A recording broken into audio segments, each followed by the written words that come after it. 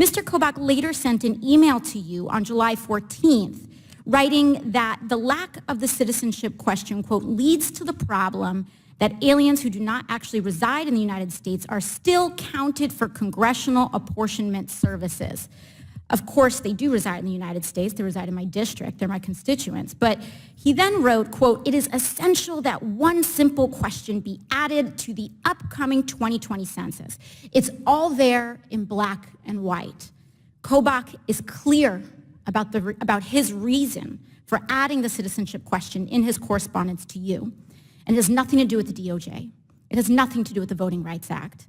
It is about congressional apportionment to immigrants. But following that email and its concerning contents, did you cut off all contact with Mr. Kobach, or did you speak with him again? I have no recollection of speaking with him again after that. Well, we do have the Southern District of New York has identified a July 25th call between you and Mr. Kobach after that email. It's been stated multiple times in this hearing that the question is a reinstatement of a previous question, but the last time a citizenship question specifically around citizenship was discussed on the census was in 1950. And I pulled up the old question here, and I know it's tough to see from far away, but I pulled up the old question that was originally on the census in 1950, and I see here that the question that is being proposed for 2020 is quite materially different. So it is not a reinstatement. It is not to placing again or a restoration of the original question. It is a materially different question. Now, the U.S. Census Act of 1974 requires that if the Secretary finds such a change necessary, they must send a report to Congress on the proposed change when the question is proposed, not when it is decided upon. Was that legally required report to Congress submitted to us?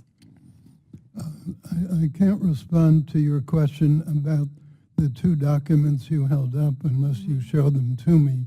I don't have them. I did not ask a question about the documents. I asked if the report that is required of you was submitted to Congress. We filed the required report on March 31st, 2017. We filed another required report on March 31st, 2018. One last thing. So what we don't have is the required report to Congress. And while there's all of this debate about whether a citizenship question should be included or not included, the question I have is why are we violating the law to include any question whatsoever in the 2020 census?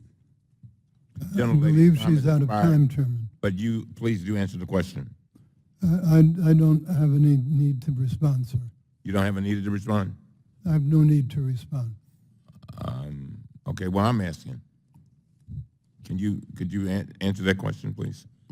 Would you repeat the question, please? We are now in violation of the U.S. Census Act of 1974, which requires you to submit a specific report to Congress ahead of any changes that you find necessary. This question is not a reinstatement of the 1950 question. It's a change, which means that change requires you to send a report to us while the question is proposed, not before it is decided or settled. So my question is, why are we violating the law to include this question in the 2020? Well, point of order. We need to, at this particular point, the gentlewoman is talking about a statute that's been violated. There's been no enunciation of what that statute is. I don't even know what she's talking about. I'd be happy to provide it. I think she laid it out pretty nicely. She said it twice. I'm serious.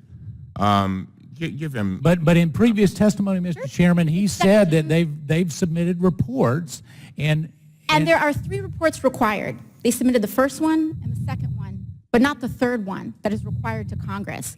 And this is here in U.S. Code, 13 U.S. Code section 141, Population and Other Census Information, subsection F3. And I'd be happy to provide that to you. Now, I noticed that all your I guess those are attorneys back there squirming around telling you stuff. Can you tell, maybe they can help us with this answer. Did they tell you what the answer is to that? Got a lot of I've people been- back there. I've been told by counsel that we have complied with all the regulations.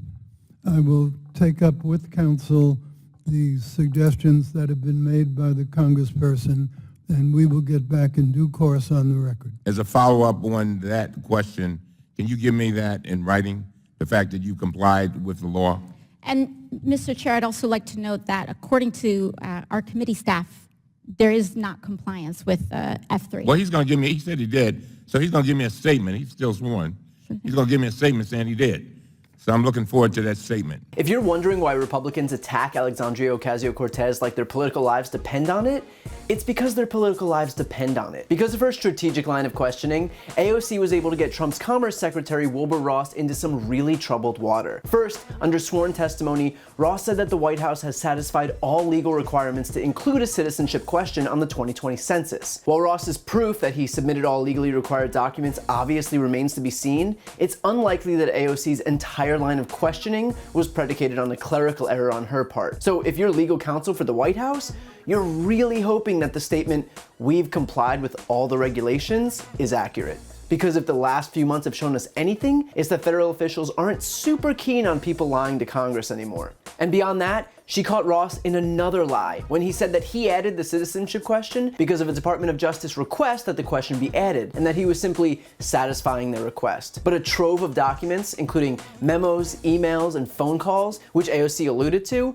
revealed that it was Chris Kobach and Steve Bannon who first inquired about adding the question, and that he requested the DOJ make the request to him so everything seemed legit. But clearly, legitimacy isn't held in high regard in this administration. Including a citizenship question on the 2020 census has been such an important goal for the GOP because it's a necessary component in their fear campaign to scare people into not being counted. After 2 years of nearly daily stories about DACA recipients, legal residents, family members, even US citizens being targeted for deportation, the likelihood that someone with even a Hispanic sounding name is going to be chomping at the bit to declare themselves to the federal government is probably not super high. And that's the point for Republicans, because racial minorities tend to vote Democratic, so if they're undercounted in the next census, which only happens once a decade, then the apportionment of congressional representation in those districts also goes down. In fact, studies have shown that such a question would decrease the response rate by as much as 5%. In other words, it's all about usurping power by any means necessary.